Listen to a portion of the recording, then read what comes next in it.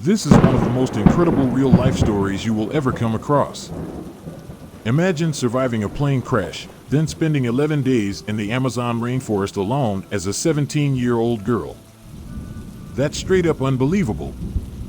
The incredible story of Juliane Koepcke, a 17-year-old who found herself alone in the Amazon following a crash that killed 90 people.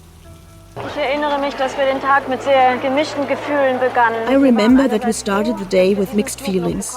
On the one hand, we were glad we had managed to get this flight.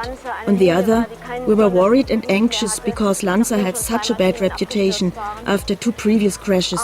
And yet, we were eager to return quickly to the jungle so we could celebrate Christmas at the ecological station my parents had founded deep in the rainforest of Peru. Subscribe with the bell, it really means a lot. Koepcke was born in Lima, Peru, in 1954 to German parents who worked at the Museum of Natural History, Lima. She was the only child of biologist Hans Wilhelm Koepcke and ornithologist Maria Koepcke. When Koepcke was 14, her parents left Lima to establish Panguana, a research station in the Amazon rainforest. She became a jumbled child and learned survival techniques.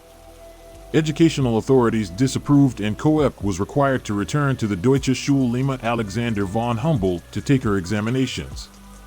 She graduated on December 23, 1971. On Christmas Eve 1971, Koepcke flew on Lanza Flight 508. Koepcke was about to graduate from high school.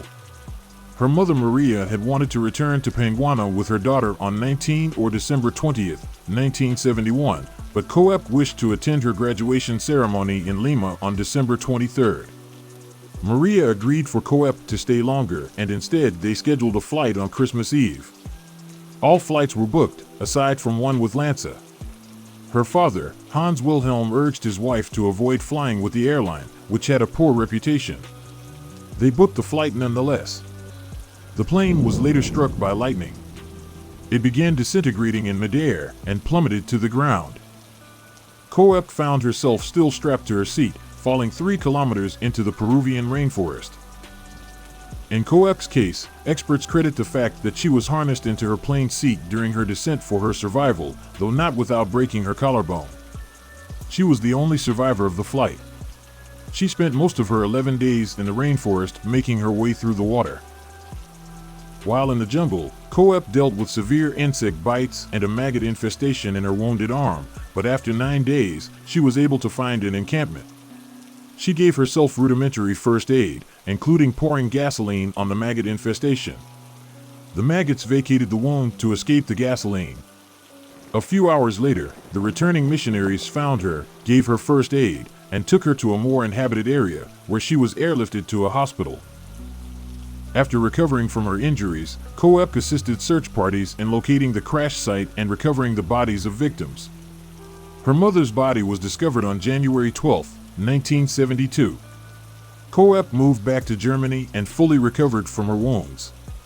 Like her parents, Koepcke earned a degree in biology and returned to Peru to do extensive research on bats.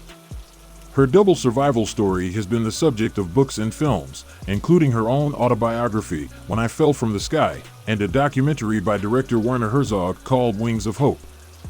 Herzog was interested in telling Koepcke's story because of a personal connection. He was slated to be on her flight in 1971, but a last-minute change of plans spared him from the plane crash. The story inspired him to create a documentary about Juliane Koepcke called Wings of Hope, which premiered in 1998.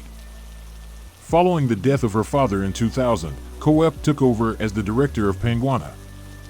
I had nightmares for a long time, for years, and of course the grief about my mother's death and that of the other people came back again and again.